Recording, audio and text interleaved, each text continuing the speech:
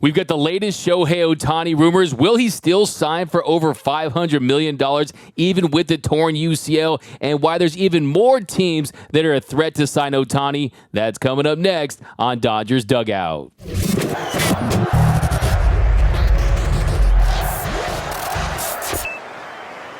What is up, Dodgers Nation? D-Mac here. You can follow me on X and Instagram at DMac_LA. And if you haven't yet, be sure to subscribe to the Dodgers Nation YouTube channel for all latest Dodgers news and rumors all year long. Be sure to hit that subscribe button, hit that notification bell. And if you really want to support the channel, you want to see us post even more Dodgers content, smash that like button. And another reminder, we're still giving away that authentic Mookie Betts jersey when we get to 70,000 subscribers. So if you are subscribed, you will be eligible to win. So be sure to make sure you are subscribed and hit those notification bells for our latest giveaways. And as always, on with your takes down below in the comments section. Today's Dodgers Nation question of the day. Right now, what does your gut tell you about where will Shohei Ohtani sign? On a scale of 1 to 10, how big of a threat do you think the Giants are to getting Ohtani in San Francisco?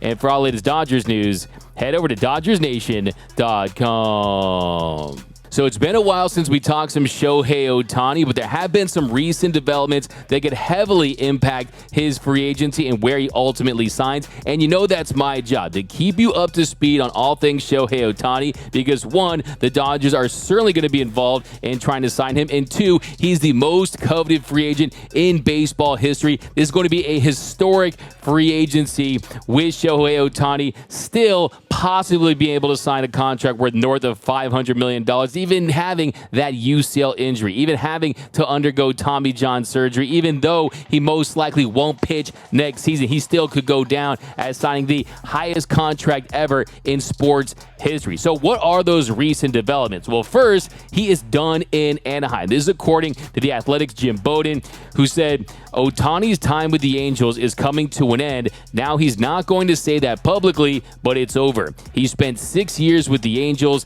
and they've never finished above 500. His next destination will put him back in the spotlight where he belongs. So first things first, this is a rumor, so break out the Dodgers rumor meter. And for this rumor, I'm going to give this one an Eric Gagne game over. 4 Dodger dogs and a Michelada. He is not going back to Anaheim. He's learned his lesson. Like Bowden pointed out, like I've said on this show multiple times, not only have they not made the postseason, they haven't even finished with a winning record. I mean, what I say a few weeks ago, we had a simultaneous hurricane and earthquake in Southern California before the Angels made the postseason with Shohei Ohtani. So he will not be back in Anaheim. And look, Artie Moreno can try to do everything in his power. He can try to offer him $500, $600, $700, $800 million. And I don't think Ohtani is going to go back to Anaheim. He can change the big A outside the Angels Stadium, can make an O for Ohtani, and he's not going to do it. Ohtani is going to leave them on green, right? Those texts are going to turn green from Ohtani to the Angels because he is poof. He's gone. He's going to another franchise. They had their opportunity. They didn't take advantage. And then to add insult to injury, I think the final nail in the coffin was how they treated their players at the deadline. You went out there and you tried to show Shohei that you were all in. You went out there, you made some acquisitions, you traded some of your top prospects. Lucas Giolito, he was a bust for them, but then you placed them on waivers to save some money. Artie Moreno, he acted like a spoiled little brat that flipped over the board game because he wasn't winning, and that is not going to fly. That is not a message out there to free agents that the Angels is a destination. That is what I would be looking at if I was Shohei Ohtani. Can my franchise acquire talent other than myself? Can you get guys on the fringes, guys on one-year deals, guys there that you can get value out of, like the Dodgers have done with JD Martinez, with Jason Hayward, with David Peralta, those types of players?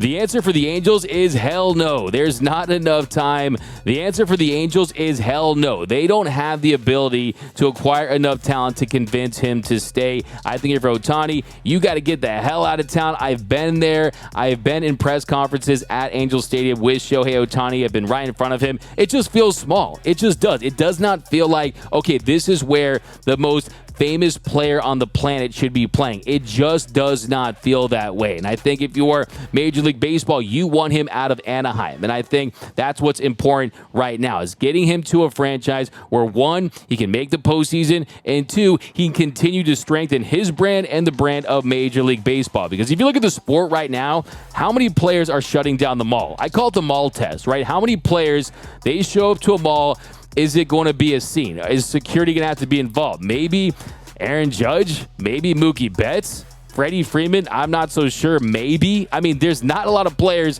like a Shohei Ohtani that would shut down a mall. The undeniably most famous player in this league, the most iconic player, not just domestically, but internationally. We're talking about a global superstar in Shohei Ohtani, and he 100% needs to play with the market that's going to allow him to get that shine. Now, as far as the Dodgers go, Jim Bowden writes, the Dodgers work to stay under the first luxury tax threshold, $233 million, to put themselves in better position to sign Ohtani this offseason, though an arbiter's decision to reduce Trevor Bauer's suspension ended up pushing them into the tax.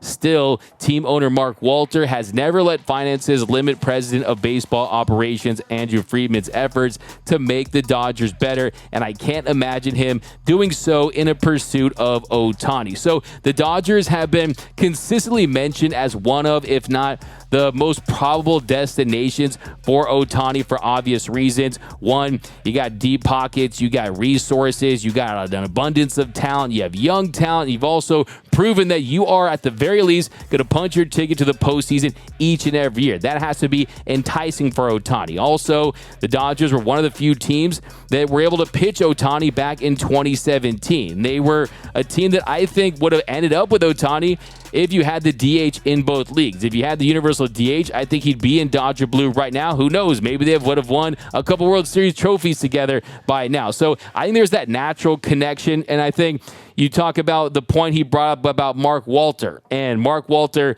the principal owner of the Los Angeles Dodgers, I've spoken to him myself, and my read on him and just how he handles his organization is, one, he hires the best in the business. He hires the best people to do their jobs, and he gives them the freedom. He delegates. He says, okay, Andrew Friedman, I completely trust you. Go out there and build me a World Series contending team. You need money? Go for it. You need me to pour resources into a farm system to develop the talent to either use or trade? I'll do it. Okay, so they spare no expense with this Los Angeles Dodgers organization. That makes complete sense. And I can tell you from my sources that it's not going to come down to money in the Dodgers when it comes to Shohei Ohtani. They're going to be happy to match any type of offer he gets to try to get him in Dodger blue. You have to remember the sponsorship opportunities that come with Shohei Ohtani, the jersey sales, the international branding appeal, the intangible benefits, the TV ratings, everything that he impacts, which is a lot. This is the most bankable player in the sport right now, and no one would maximize that more than the Dodgers. Okay, if he goes to the Mariners, are they going to make as much money as the Dodgers will on Shohei Ohtani? No, because their market isn't as big. They're not as big as the Dodgers. They're not as good as the Dodgers at selling jerseys and selling out stadiums and bobbleheads and the marketing that comes along with it. The Dodgers, they're one of the best in the business, not just in baseball, but across all of professional sports. So you have to consider that as well. Now, the next big question is, what is the newest factor? What is the newest development when it comes to Shohei Ohtani? Now, this comes from Ken Rosenthal, who says that, yeah, the rumors about the West Coast, they're partially true. He would prefer it, but it's not the end-all, be-all. He would absolutely consider organizations that aren't on the West Coast if they give him a chance to win. Ken Rosenthal writes, according to an industry source briefed on Ohtani's thinking, although he prefers the West Coast, the potential to win championships will be given more weight than geography,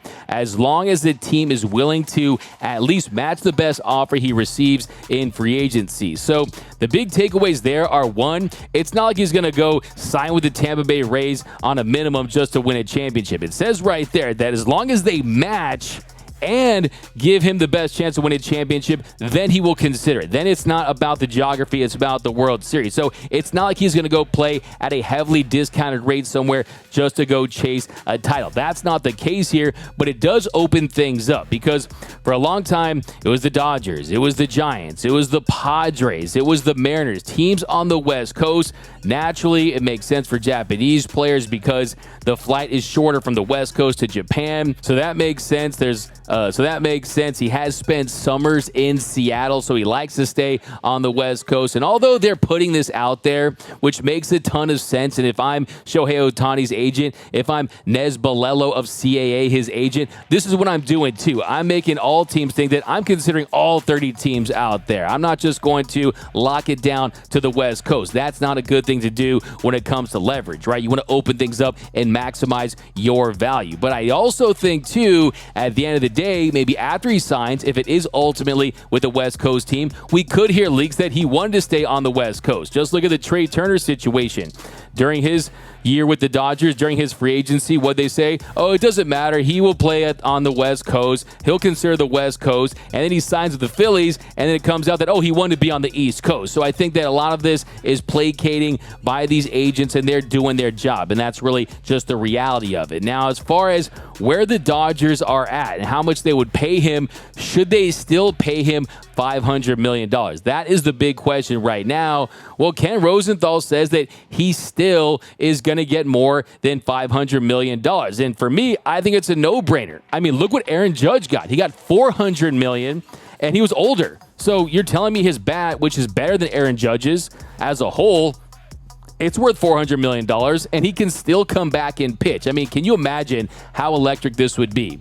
Imagine you're a team, and you sign Shohei Ohtani, and yeah, maybe he's not a starting pitcher, but he's a closer, and he hits the go-ahead home run in the bottom of the 8th inning, then comes out there in the 9th inning to shut it down with 102-mile-per-hour heaters and dirty splitters. Can you just imagine that? So he's still going to provide value, and I think that teams, they understood this. They understood that, okay, if we're going to sign Shohei Ohtani to a 10-year deal, to a 12-year deal, it's unrealistic to think that he's going to pitch for 8 years, for 10 years. I mean, save for Garrett Cole, it's not a lot of pitchers out there getting these decade-long contracts as starting pitchers. So that was unrealistic, but I still think they realized that he could provide value as someone that could be a closer, even if he doesn't come back as a starter, or if he pitches just 1 or 2 years as a starter. So that's definitely a possibility. And this is Shohei Ohtani, right? This is someone who's already done the unthinkable. He's an elite pitcher. He's an elite hitter. He's an MVP caliber hitter. He's a Cy Young caliber pitcher, okay? That has not been done in the modern era at this level. He does both at a high level, and he's the unicorn. We know that at this point. I've also seen people out there saying, okay, how about you sign Shohei Ohtani, you give him $500, you give him $600 million, and you put some incentives, some escalators where if he pitches a certain amount of innings, if he starts a certain amount of games, then you give him that kind of money. I don't think that's going to happen because I think there will be teams out there that'll say, okay, the Dodgers want you to do that, the Giants want you to do that. How about this? We'll still give you $500 million even if you don't pitch, just because of the impact he can have on your brand. Because really, at the end of the day, the way he impacts business, it's incalculable. It really is. When you consider it's on an international scale and just the magnitude of his star power, you really have to think of this as an investment if you're one of these organizations. And for people out there saying that he's damaged goods, that because of the arm injury, he's not worth $500 million. How can you justify giving Aaron Judge $400 million and not give Shohei Ohtani, who's younger, $500 million? I think when you factor in, one, he'll still probably pitch at some point, whether it be as a starter or as a reliever, and two, the benefits he brings as far as what his brand does for your organization. I think it's a no-brainer. I still think there's a universe where he gets $550 or $600 million. That's how valuable of a player he is. So I would not be shocked if that's the case at the end of the day. So now, who are the top 5 teams right now that I think have the best chances of signing Shohei Ohtani? Well, let's start with number 5. I think the New York Mets are the 5th team right now, and I think that could go up. Now, if few months ago, Max Scherzer said that they're transitioning in New York, that they're rebuilding in New York. Yeah, that's fine. That could be the case. But Steve Cohen, he's got the deepest pockets in the league. He's the richest owner in the sport by a country mile. And if he wakes up one day and says, F it, I want Shohei Ohtani in Flushing, Queens, I want him to be a Met, he could offer him crazy money. He could offer other players crazy money and say, okay, we're going to go for it. So I would not rule out the Mets. I think there's a lot of posturing at this point, and I think the Mets have semi-denied those reports anyway. So I got the Mets at 5, and then at 4, I got the Chicago Cubs. Now, the Cubs, they signed Swanson to that $177 million deal, but they've been saving money. They've been saving their pennies for a big signing. And you have Cody Bellinger, who could re-sign with the Cubs. There's a Japanese heritage there. You've had Japanese players in the past in Chicago. They've won championships. You won in 2016, so that's a relatively modern championship. You can point to that. And the fact that you have proven that you can spend big, right? Look at their payroll in 2019.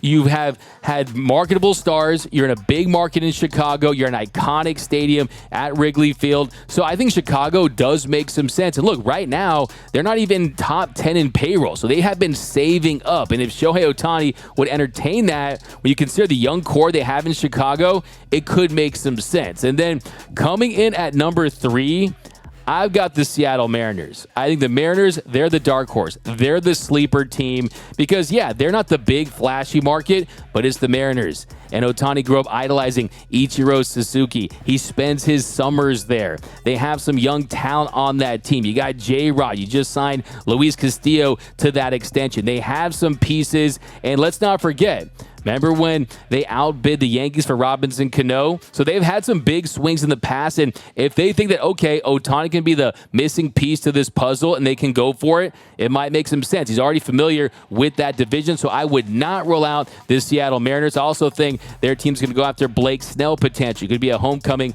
for Snellzilla in Seattle. And then the number 2 team, I've got the San Francisco Giants. And yeah, I kind of want to wash my mouth out with a bar of soap, but I almost think they're neck and neck with the Dodgers. I think if you want to make the case that the Giants are the favorites, what I've heard, what I've seen, just the internal gut feeling, when I wake up at 3:30 in the morning in a cold sweat, it's the Giants that I think about. It's the Giants signing Shohei Ohtani. I can think of that press conference with the orange and the black and this and that. It feels like it's something that could happen because, one, what have the Giants tried to do in the last few seasons? They've gone big game hunting, right? Even dating back to trying to get a deal done with Bryce Harper back a few years ago, right? And look at last season. They went after Aaron Judge. They offered him the biggest contract. And then you pivot to offering Carlos Correa $350 million, and you found out he only had one leg, so you backed out, which was a smart move by Farhan Zaidi. But they need a star in San Francisco. They can also point to recent World Series. They've won World Series in the modern era, so they can point to that. And also, look, it's Farhan Zaidi. He knows what he's doing. I mean, they're a team that plays the matchups. They use everyone on their roster 1 through 26. They've continued to build their farm system. And if you're selling Shohei Ohtani on not just next year, but maybe the next 4 or 5 years, I think the Giants are an organization that is better than a lot of the organizations out here in Major League Baseball as far as, 1, how much they're willing to spend, 2, how much they've invested in their farm system. Look, Farhan, he's a Dodger guy, right? He's a Friedman guy. They know that it starts in the farm, right? They know that when it comes to sustainable winning, you have to build that foundation, and that's something that I'm strongly considering if I'm Ohtani. So I think the Giants are a team that is to be reckoned with when it comes to Ohtani services. Also, one more thing on the Giants. That's a great fit as far as the park goes. Oracle Park, as far as hitting bombs into McCovey Cove as a left-handed hitter, and the cavernous outfield as far as what he does as a pitcher. So the Giants are a team that I think is a big, big threat. Also, too, just kind of go back a little bit, one more thing. The Giants were on Ohtani's short list of potential landing spots when he left Japan for the major leagues back in 2017. Buster Posey and Bruce Bochy, they were at that meeting. The team promised Ohtani a chance to pitch and be a regular hitter. Without the designated hitter in the National League at the time, the Giants told Ohtani they'd give him 300 to 400 at-bats as an outfielder when he wasn't pitching. But ultimately, of course, Ohtani chose the Angels because they were in the American League and he could DH. So I wouldn't rule that out either. Okay, this is someone who's adaptable. This This is someone who can learn everything. He's an athlete. He keeps himself in shape. He takes care of his body. I would not rule out the possibility of him being an outfielder one day, right? If the pitching thing doesn't work out. So he can provide value from that standpoint as well. And then coming in at number 1, and I swear, this is not biased. But I still have the Los Angeles Dodgers as the top landing spot for Shohei Ohtani for a myriad of different reasons. 1, they're going to pay him whatever he wants. 2, they've proven that they're championship contenders. They've proven that, yeah, they don't win the World Series every year, but you can show him 10 straight postseason appearances. It's soon to be 11 straight postseason appearances. Only the 90s Braves and the late 90s, early 2000 Yankees can top that, right? That is something that you have to strongly consider if you're Shohei Ohtani, because look, in Major League Baseball, it's unrealistic to say, okay, I'm going to go to this franchise and I expect to win the World Series. This is not the NBA, right? This is not Kevin Durant gravy training his way to an NBA championship, all right? This is Major League Baseball where, look, it's a crapshoot at the end of the day. The best team doesn't always win. Just look at the Atlanta Braves right now. The best team in baseball. They're going to be the first team to have a 500 slugging percentage as a team. They still have a 30% chance to win the World Series. So that tells me they have a 70% chance to not win the World Series. So I think if you're Shohei Ohtani, you just want to go to that organization that, one, you know they had to draft and develop talent because you understand that they have Freddie Freeman, they have Mookie Betts, they have some big ticket items, but the way to sustain that is have young talent emerging. I would look at Bobby Miller, a future ace. You got Walker Buehler coming back for one more year. You've got a surplus of talent that's on the rise in this organization. And look, the Dodgers, they just find guys. They develop guys, okay? And it's because of their resources. It's because of everything from their sports science down to the food they feed these guys. I mean, they are very meticulous in the way they develop their farm system. You don't see these type of amenities with other organizations, and it pays off. And also, you can use those farm chips, and you can plug those in and trade for guys for win-now pieces. And I think if these two get down for a meeting, this organization is going to show him, hey, we want to win. We want to win now. And I'm telling you, that is the priority for this organization. And you look at all these flexible contracts they've signed over the last few years, it was angling towards this. So, yeah, that to me is the number one biggest factor. Dodgers can pay him. They can be flexible. You can go with a 6-man rotation when he comes back. You can use him as a closer when he comes back. But the Dodgers, they know how to cater to superstars. Mookie Betts, he's happier than he's ever been with the Dodgers compared to when he was with Boston. Freddie Freeman, he loves the fact that his family can watch every single game. Freddie Freeman is peaking with the Dodgers. Freddie Freeman has played his best baseball. Just turned 33. Happy birthday, Freddie Freeman. He's playing his best baseball with the Dodgers despite all those great years with the Braves. And that tells you he's with an organization that can keep him happy. So I think the Dodgers make the most sense. At the end of the day, it's going to come up to Shohei Ohtani. It's going to be comfort. I think that's the big thing, too. Can you make him feel comfortable? Okay? That's the number one thing. He's got to feel comfort. He has to know that you're an organization that can put him in a position to win. And then lastly, I think that how you pitch him. I mean, I think there's a skill in that. I really do. I think Freeman is great at doing this. I think his organization is going to go over the top, like the Mets or the Yankees or teams like that. I think they're going to say, okay, we're the big bad Dodgers. But we're out here on the West Coast. We can control the media. You're not going to be in that pressure cooker of an environment in New York, but you're still going to reap the benefits of being on a team that is a national brand. So still see Ohtani in Dodger blue, but that is the latest with Shohei Ohtani. Let me know down below in the comments section, on a scale of 1 to 10, how big of a threat do you think the Giants are in signing Shohei Ohtani? And do you think he's still worth $500 million? Me, I still think it's a no-brainer. I mean, look at his numbers. He's still crushing it. Leads the league in weighted runs created plus at 178. If you look at his numbers, slashing 304, 412, 654, 44 home runs, 95 RBI. He's still an absolute beast at the plate. But I think there's no question about it. I think $500 million is the minimum. I think he crushes past that. I think there's no question about that. But that's going to do it for this episode of Dodgers Dugout. My name is Doug McCain. You can follow me on X and Instagram at DMAC_LA. For all things Dodger baseball all season long, be sure to hit that subscribe button, hit that notification bell. And if you really want to support the channel, smash that like button. And until next time, think blue, bleed blue, and I'm out.